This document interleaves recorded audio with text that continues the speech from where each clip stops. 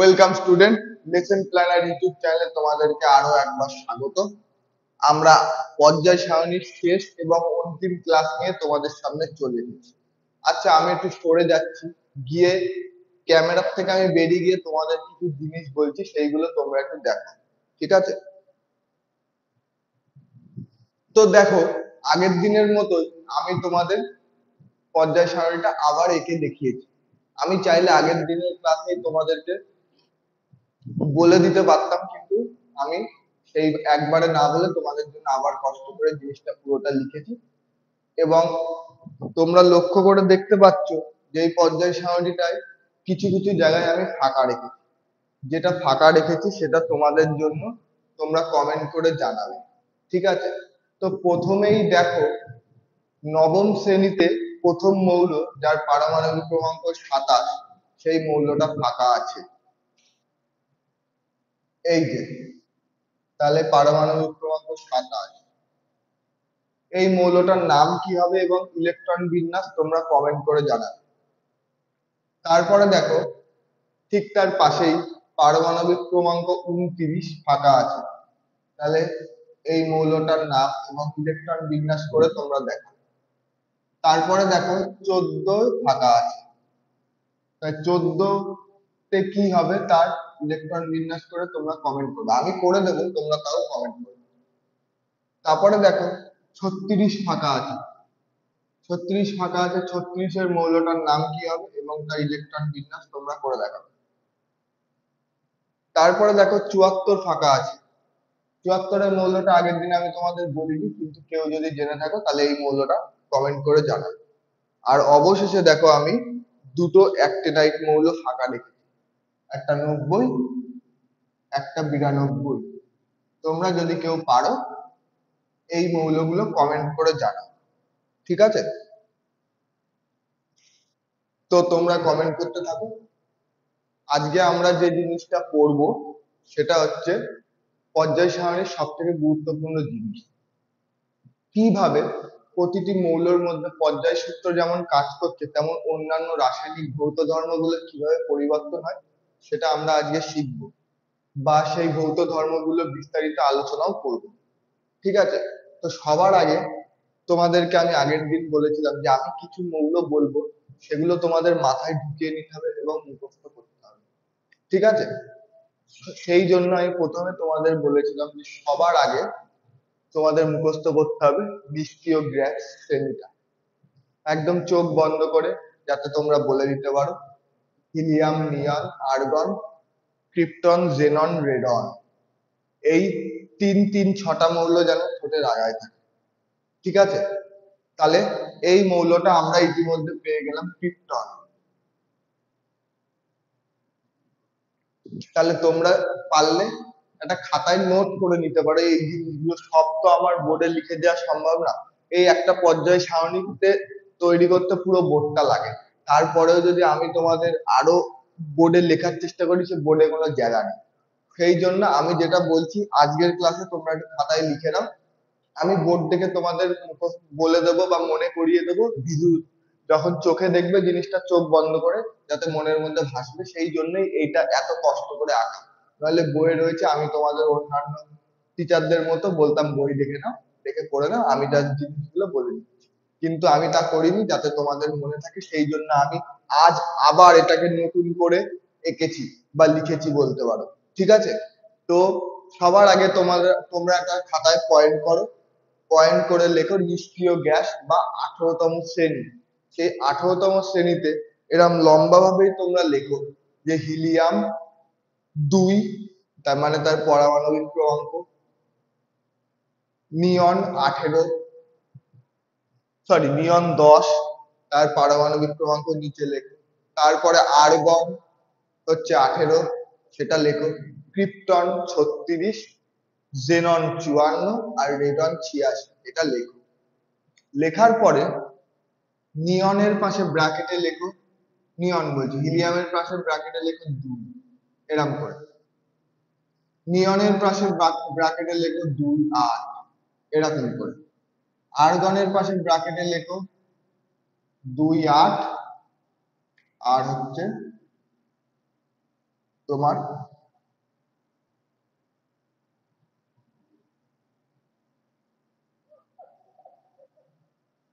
18, 18 তাহলে কি হচ্ছে 2 8 8, ঠিক আছে। এইভাবে লেখো। ক্রিপ্টনের পাশে লেখো হচ্ছে, যেহেতু আমি বললাম যে 36 এর ইলেকট্রন বিন্যাসটা করতে, তাহলে 36, 36 এ কটা হবে, চারটে হবে, ঠিক আছে। 36 এ চারটে হবে, তাহলে চারটে হলে দেখো ইলেকট্রন বিন্যাসটা কিরকম হবে, 2 8 8। এবার আমরা ক্রিপ্টনেরটা লিখবো, 2 8 8, কত হলো 18। এইবার আমরা পরেরটায় চলে যাচ্ছি, পরে মানে চতুর্থ কক্ষে। তা চতুর্থ কক্ষে আমাদের সূত্রটা হচ্ছে এই, তাহলে 2 4 মানে 16, 32টা থাকতে পারে, ঠিক আছে। কিন্তু এখানে আমাদের থাকবে হচ্ছে, যেহেতু আমাদের এখানে 18টা হয়ে গেছে, সেই জন্য এখানে 18টা থাকবে। তো আর্গনের যেটা বলছিলাম, তাহলে এখানে আমাদের চতুর্থ কক্ষে 16 দুগুণ 32টা ইলেকট্রন যেতে পারে, কিন্তু তৃতীয় কক্ষে আমাদের এখানে টোটাল 18টা ইলেকট্রন যেতে পারে। কিন্তু দেখো এখানে আমরা নিয়নের ক্ষেত্রে কিন্তু, সরি নিয়নের আর্গনের ক্ষেত্রে কিন্তু 2 8 8, তাহলে এইখানে আগে 18 হবে, তারপরে এখানে 8। অ্যাকচুয়ালি এই ইলেকট্রন বিন্যাসগুলো তোমরা 11 12 এ শিখবে, সেটা তখন তোমরা দেখে নেবে। এখন তোমাদের ইলেকট্রন বিন্যাস 20 পর্যন্ত আসবে, 20-র বাইরে তোমাদের আসবে না। 20 পর্যন্ত যদি পরীক্ষায় দেয় যে এটার ইলেকট্রন বিন্যাস করো, তাহলে 20 পর্যন্ত আসবে, তার বাইরে আসবে না। যদি আসে তাহলে তৃতীয় কক্ষে যতদূর যাবে, ধরো 27, 27টার কথা বলছি, 27-এ প্রথমে দুটো যাবে, তারপরে 8টা যাবে, তাহলে 10টা হয়ে গেল। 27-এ এখানে থাকবে 17, ঠিক আছে। ফলে এইগুলো তোমাদের দেবে না, কিন্তু 30 পর্যন্ত মৌলের নাম মনে রেখো, এটা আমি তোমাদের বলেছিলাম, সেটা খাতায় নোট করে নাও। আজকে আমি 30টার নাম তোমাদের বলে দেবো এবং সেটা খাতায় নোট করে নিও।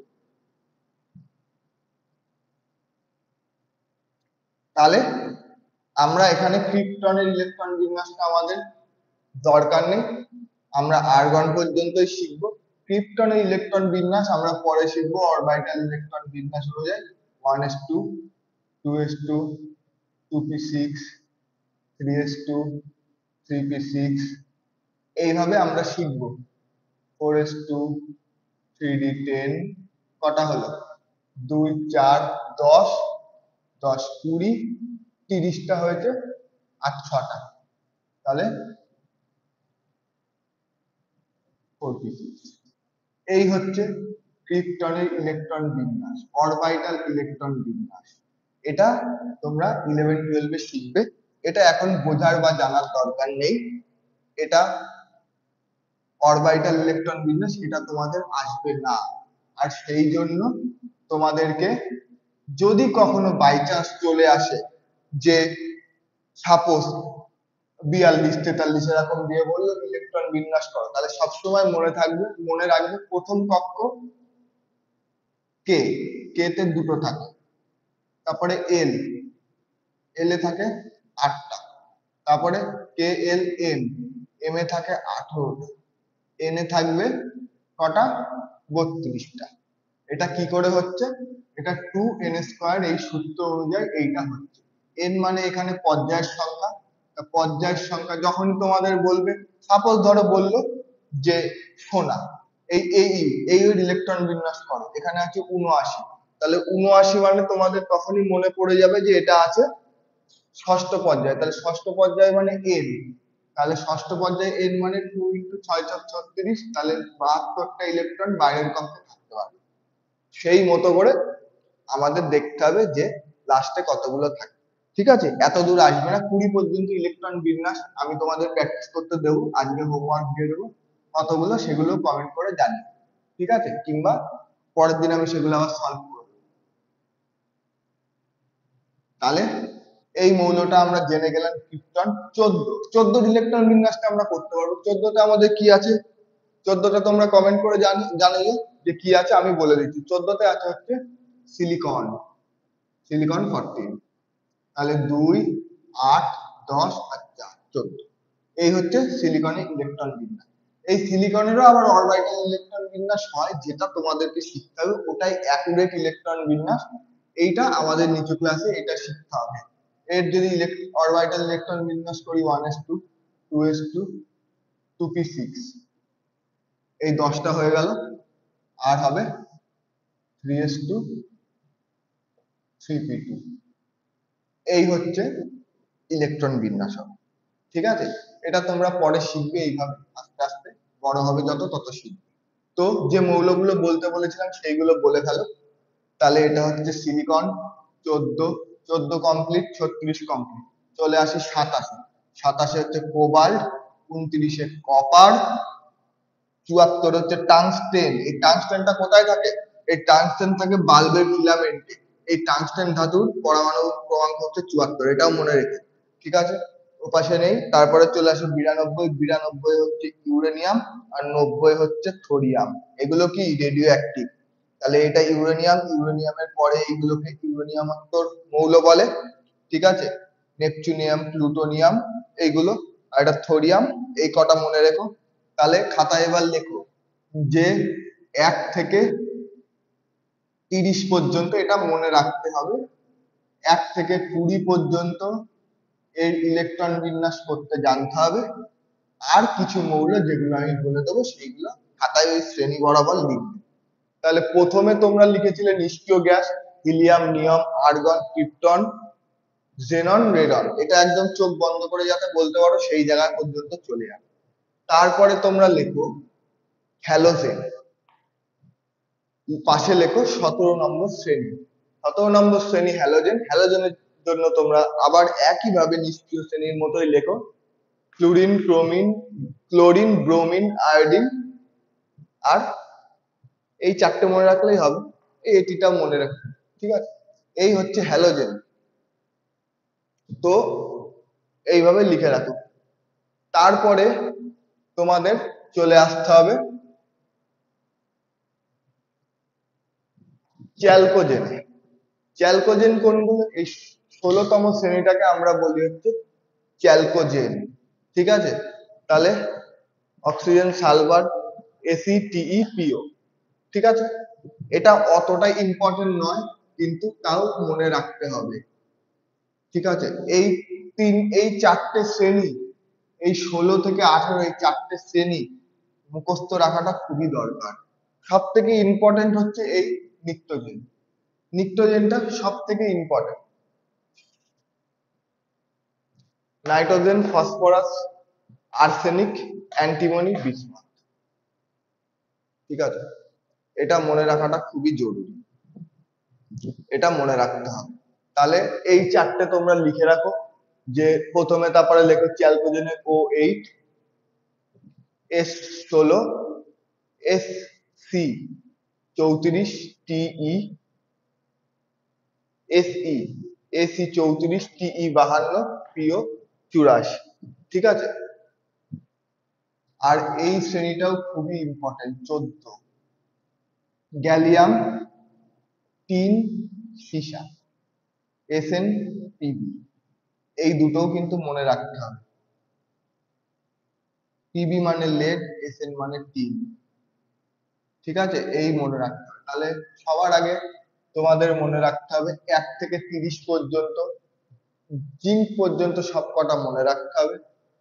তারপরে মনে রাখতে হবে তোমাদের এই 4টে শ্রেণী, মানে এক্সট্রা করে 1, 2, 3, 4, 5, 6, 7, 8, 9, 10, 11, 12, 13, 14, 15।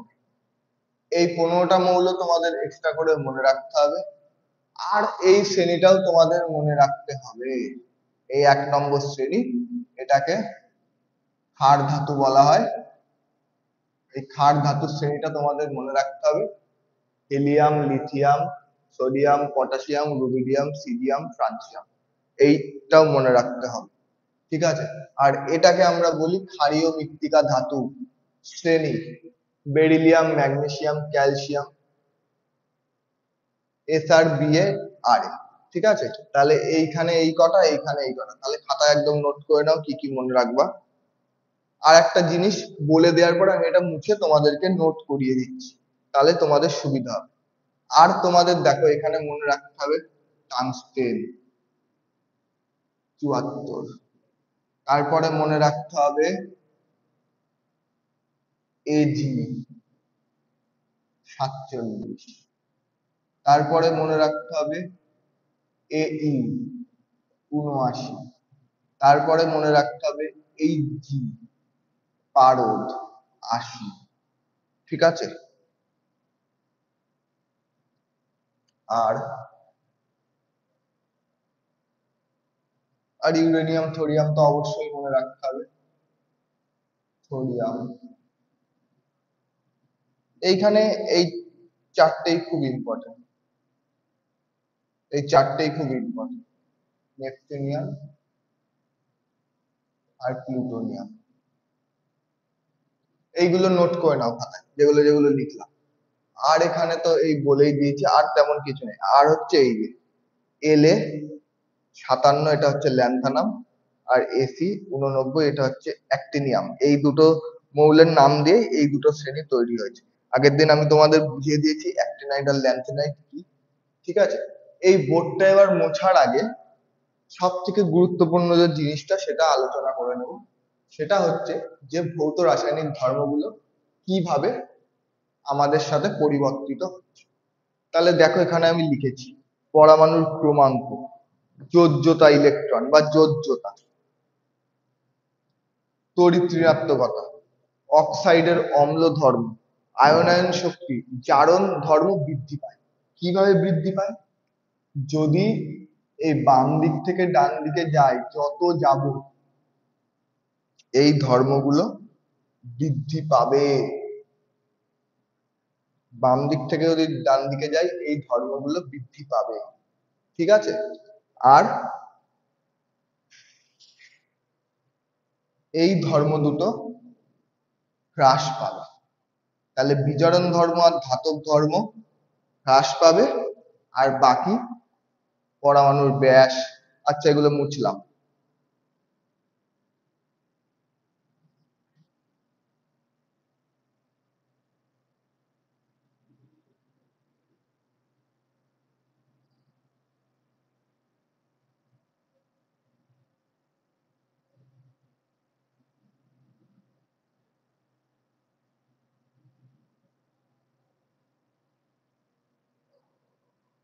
আচ্ছা লেখো, তাহলে আগে এটা লিখে নাও। ঠিক আছে, তাহলে মনে রাখার মৌল লেখো হচ্ছে, মনে রাখার মৌল লেখো এল এ, এল এ আমাদের ৫৭, ল্যান্থানাম এসি ৮৯, অ্যাক্টিনিয়াম এই গেল, থোরিয়াম ৯০, ইউরেনিয়াম ৯২, নেপচুনিয়াম ৯৩, আর প্লুটোনিয়াম হচ্ছে ৯৪। এই কটা লিখে নাও আগে, সবার আগে এই কটা লিখেছো। লেখার পরে এটা অ্যাক্টিনাইড ল্যান্থেনাইড চলে গেল, এর বাইরে ল্যাক্টিনাইট অ্যান্থেনাইট থেকে কিছু প্রশ্ন আসবে না। এইবার লেখো টাংস্টেন ৭৪, তারপরে লেখো এজি ৪৭, তারপরে লেখো এইউ ৭৯, এইচজি ৮০। ঠিক আছে, আর পিটিটাও লিখে রাখো, প্ল্যাটিনাম ৭৮। ঠিক আছে, ৭৮, ৭৯, ৮০, আর এইটা হচ্ছে সিলভার ৪৭। এই কটা গেল। ঠিক আছে, আর এই বরাবর লিখলে হাইড্রোজেন ১, ৩ লিথিয়াম। আমি এইভাবে লিখছি, তোমরা এইভাবে লিখবে। আমি খাতায় নোট করতে বলছি, কিন্তু আমি এতদিন তোমাদের বলিনি, কিন্তু আজকে বলছি। এই শ্রেণীটা লেখো তোমরা দেখে দেখে, hydrogen, lithium, sodium ১১, potassium ১৯, rubidium 35, caesium 55 আর ফ্রান্সিয়াম 87। ঠিক আছে, হলো। মুছবো কিন্তু আমি, লিখতে বলছি কারণ মুছবো আমি, লিখতে বলছি কারণ মুছবো তাই। এবার পরেরটা, এটার ব্র্যাকেটে লেখো ক্ষার ধাতু। এবার পরেরটা লেখো ক্ষারীয় মৃত্তিকা ধাতু। ক্ষারীয় মৃত্তিকা ধাতু লেখার পরে লেখো B E beryllium 4, magnesium 12, calcium 20, S R 38, B A barium 56, R A 88। এটা লিখে লেখো ক্ষারীয় মৃত্তিকা ধাতু। ঠিক আছে, ক্ষারীয় মৃত্তিকা ধাতু মুছছি কিন্তু।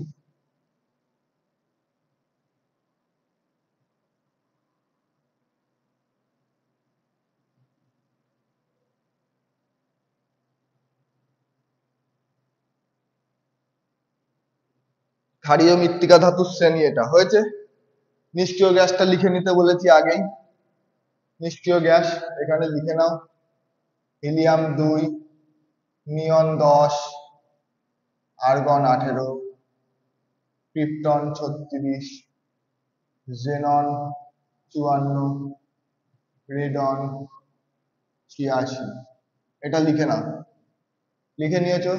তারপরে আসে হ্যালোজেনে, ফ্লুরিন, ক্লোরিন, ব্রোমিন, আয়োডিন, এটি লেখা হয়েছে। যেভাবে যেভাবে বলছি সেভাবে সেভাবে লেখো, নাহলে কিন্তু সমস্যা হয়ে যাবে। এবার আসো চ্যালকোজেন। চ্যালকোজেন লেখো, অক্সিজেন, সালফার, এসি, টিই,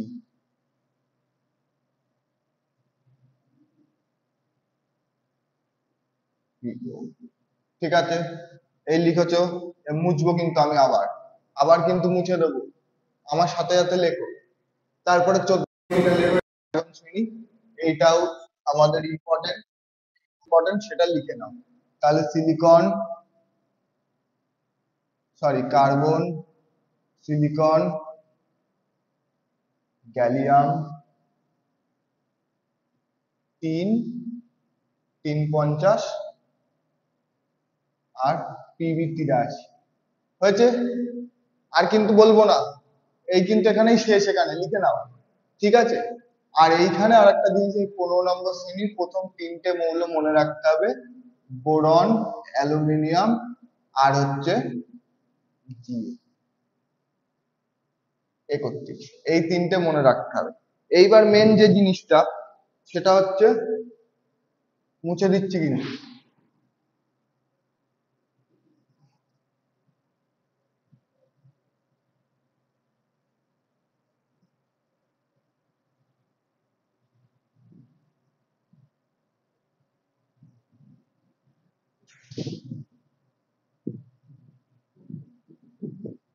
এইবার মেন 30টা মৌল আমরা লিখব। তাহলে লেখো একদম, হাইড্রোজেন, হিলিয়াম, লিথিয়াম,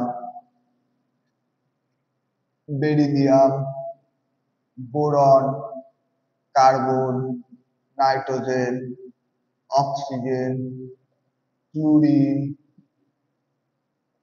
নিয়ন।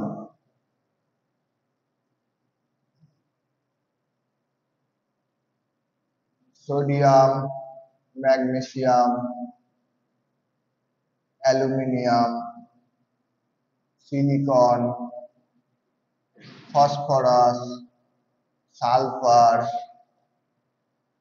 Chlorine, argon,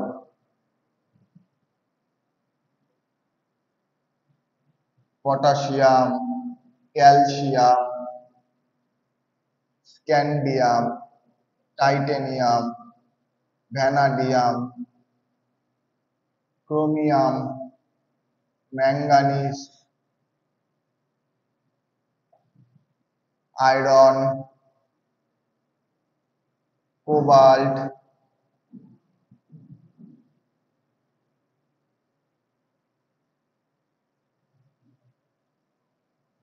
nickel, copper, zinc. ঠিক আছে, এই হচ্ছে টোটাল 30টা। আর বাকি সব মৌল আমি তোমাদের লিখে দিয়েছি। এইবার যেটা, ধরো এই একটা, এই পর্যায়, এই শ্রেণী, তাহলে এই পর্যায় বরাবর বাম দিক থেকে ডান দিকে গেলে পরমাণু ক্রমাঙ্ক, যোজ্যতা ইলেকট্রন, তড়িৎ ঋণাত্মকতা, অক্সাইডের অম্ল ধর্ম, আয়নায়ন শক্তি, জারণ ক্ষমতা বৃদ্ধি পাবে, বৃদ্ধি পাবে। আর বিজারণ ধর্ম আর ধাতব ধর্ম হ্রাস পাবে। একদম পয়েন্ট করে লিখে নাও, একদম লেখো খাতায়, যে পর্যায় বরাবর বাম দিক থেকে ডান দিকে গেলে পরমাণু ক্রমাঙ্ক, যোজ্যতা বা যোজ্যতা ইলেকট্রন, তড়িৎ ঋণাত্মকতা, অক্সাইডের অম্ল ধর্ম, আয়নায়ন শক্তি, জারণ ধর্ম বৃদ্ধি পায় এবং বিজারণ ধর্ম ও ধাতব ধর্ম হ্রাস পায়। এইবার লেখো, শ্রেণী বরাবর উপর থেকে নিচে নামলে যোজ্যতা ইলেকট্রন, তড়িৎ ঋণাত্মকতা, অক্সাইডের অম্ল ধর্ম, আয়নায়ন শক্তি, জারণ ধর্ম হ্রাস পায়। আর পরমাণু ক্রমাঙ্ক, বিজারণ ধর্ম আর হচ্ছে ধাতব ধর্ম বৃদ্ধি পায়। ঠিক আছে, পরমাণু ক্রমাঙ্ক এদিকেও বৃদ্ধি পায়, এদিকেও বৃদ্ধি পায়। এইবার আসি পরমাণুর সাইজ। পরমাণুর যে সাইজ সেটা বাম দিক থেকে ডান দিকে গেলে কমে আর উপর থেকে নিচে নামলে বাড়ে। এটা মনে রাখতে হবে, এটা লিখে নাও। ঠিক আছে, এটা তোমরা লিখে নাও। এই হচ্ছে ইম্পর্টেন্ট জিনিস। এইবার আমাদের বাকি আছে কিছু জিনিস শেখার, যেমন তড়িৎ ঋণাত্মকতা কি, আয়নায়ন শক্তিটা কি। ঠিক আছে, এই জিনিসগুলো আমাদের জানার দরকার আছে। আর এই যে হাইড্রোজেন, এই হাইড্রোজেনকে বলা হয় দুষ্টু মৌল। এটা কেন বলে, এইটা আমাদের জানা বাকি। তো এইটা যা যা বললাম এটা লিখে নাও, বোর্ডটা আমি মুছে দেবো। আর একটুখানি আমাদের বাকি আছে, একটু ধৈর্য ধরো, পর্যায় সারণীটা একটু বড় ক্লাস। এত বড় ক্লাস হয়তো আমি তোমাদের করাইনি, আগের দিনও আধা ঘন্টা গেছে, এখনো প্রায় আধা ঘন্টার উপরে হয়ে যাবে। ঠিক আছে, তো একটুখানি শিখতে হবে, এটা একদম ইজি জিনিস, শুধু বুঝতে হবে। যেভাবে বুঝিয়ে দিয়েছি আশা করছি তোমাদের সব মনে আছে।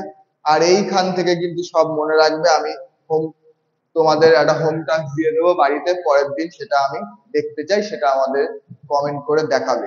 ঠিক আছে, তো বোর্ডটা মুছে দিচ্ছি, পরের টুকু তোমাদের বুঝিয়ে দিচ্ছি।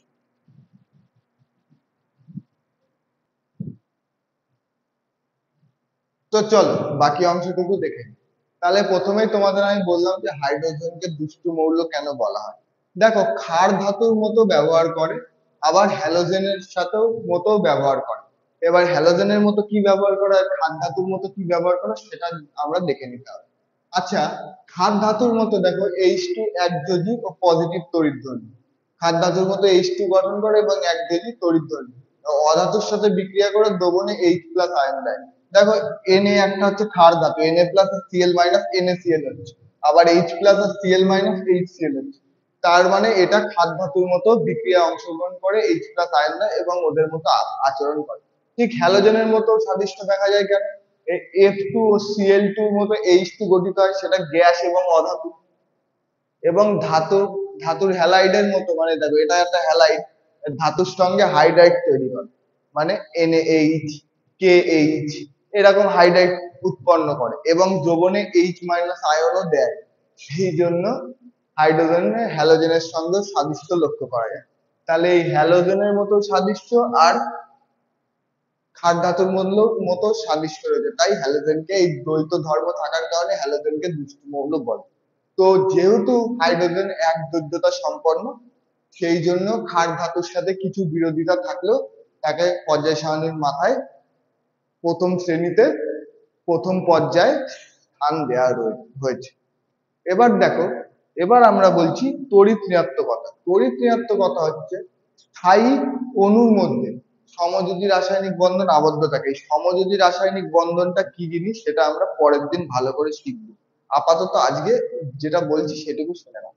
ঠিক আছে, সমযোজী রাসায়নিক বন্ধন দ্বারা আবদ্ধ অবস্থায় থাকলে বন্ধন সৃষ্টিকারী ইলেকট্রন কোনো একটা বন্ধন দুটো জিনিসের মধ্যে তৈরি হয়। এইটা দেখো, এইটা হচ্ছে এটা আয়নীয় বন্ধন তৈরি হচ্ছে, আর এইভাবে যদি করি সেটা সমযোজী বন্ধন তৈরি হবে। এটা আমি পরের দিন তোমাদের ডিটেলসে বোঝাবো।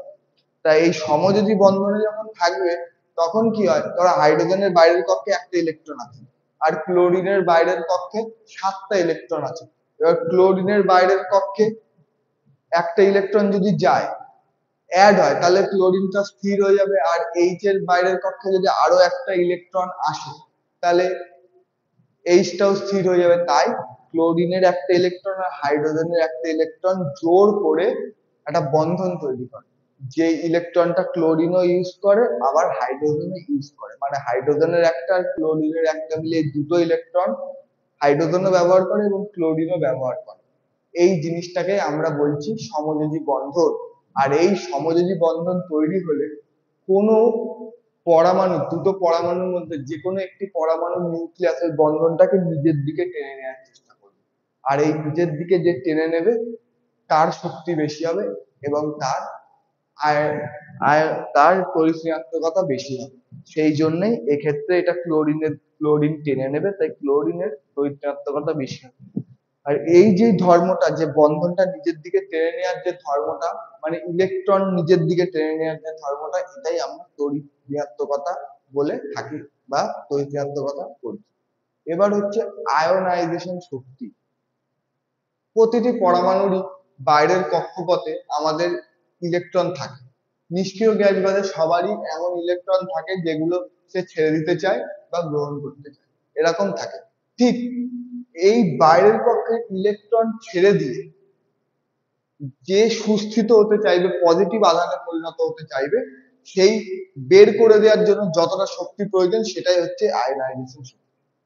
ঠিক আছে, এইবার দেখো একটা এইচ প্লাস আয়ন, তার একটা একটা ইলেকট্রন আছে, সেটা যদি বের করে দিই খুব সহজে বেরিয়ে গিয়ে সে এনে আছে, সে নিয়নে পরিণত হয়ে যায়। কিন্তু যদি ধরো এটা সিলিকনে যায়, সিলিকনে হচ্ছে পারমাণবিক ক্রমাঙ্ক 14, ওর বাইরের কক্ষে 4টে আছে, তো 4টে ইলেকট্রন বের করে পজিটিভ হতে বা ওইদিকে নিষ্ক্রিয় হতে তার কষ্ট বেশি হবে। তাই বাম দিক থেকে ডান দিকে গেলে আয়নাইজেশন শক্তিটাও বাড়ে। তাহলে নিজের ইলেকট্রন ছেড়ে দিয়ে নিজেকে ধনাত্মক করে দেওয়ার যে প্রবণতা, সেই শক্তিটাই হচ্ছে আয়নাইজেশন শক্তি। তো আজ এইটুকুই। আজকে আমাদের পর্যায় সারণী শেষ হয়ে গেল। এখান থেকে যা যা এ টু জেড সব কমপ্লিট। তোমাদেরকে আমি কিছু হোম টাস্ক দিচ্ছি, সেই হোম টাস্কটা, আচ্ছা ঠিক আছে, ওটা আমি পরে তোমাদের কোনো পোস্ট করে দেবো বা ফটো পোস্ট করে দেবো, সেখানে দেবো, সেটা পরের দিন আমি তোমাদের করিয়ে তারপরে আইনের সমযোজী বন্ধনের দিকে যাবো। তো আশা করছি তোমরা সবাই বুঝতে পেরেছো। বুঝতে না পারলে কমেন্ট বক্সে কমেন্ট করবে, এবং আজকে যে জিনিসগুলো আমি তোমাদের বলতে বলেছিলাম সেটা আমি ভিডিওর শেষে দেখে নেবো তোমরা কে কে কমেন্ট করেছো আর কে কে করোনি। ঠিক আছে, বা কজন তোমরা ভিডিওতে কমেন্ট করছো বা বুঝতে পারছো। যদি তোমরা রিয়াকশন দাও তাহলেই আমি বুঝবো যে তোমরা বুঝতে পারছো বা বুঝতে পারছো না। যদি তোমরা কোনো ভাবে কিছু না করো, আমার কিন্তু বোঝার ক্ষমতা নেই যে তোমরা ভালো বুঝতে পারছো না বুঝতে পারছো না। তাই কমিউনিকেশনটা খুবই দরকার। বুঝতে না পারলে অবশ্যই কমেন্ট করবে। প্রতিটা স্যারের ভিডিওতে যদি কোথাও বুঝতে অসুবিধা হয়, হয়তো খুব সোজা বিষয় কিন্তু তুমি বুঝতে পারোনি, একবারে বুঝতে পারোনি, দুবারে বুঝতে পারোনি, তিনবারেও বুঝতে পারোনি, অবশ্যই কমেন্ট করবে, আমরা সেই সমাধান করে দেওয়ার চেষ্টা করব। ঠিক আছে, সবাই সবকিছু বুঝতে পারে এরকম কখনো হয় না। আমরাও যখন পড়াশোনা করেছি তখন আমাদেরও সোজা জিনিসও অনেক সময় বুঝতে অসুবিধা হতো। এটা হতেই পারে, এটা কোনো ছোট ব্যাপার না। যারা খুব ট্যালেন্টেড তাদেরও কোথাও না কোথাও বুঝতে অসুবিধা হয়, তো এটাতে নিজেদের ছোট করার কিছু নেই, এটাই বলবো, আর কিছু না। তো পরের দিন আমরা আয়নীয় এবং সমযোজী বন্ধন শুরু করব। আজ এই পর্যন্তই। তোমরা ভালো করে পড়াশোনা করো, পরীক্ষা সামনেই চলে আসছে। দেখা হচ্ছে পরের ভিডিওতে। Thank you.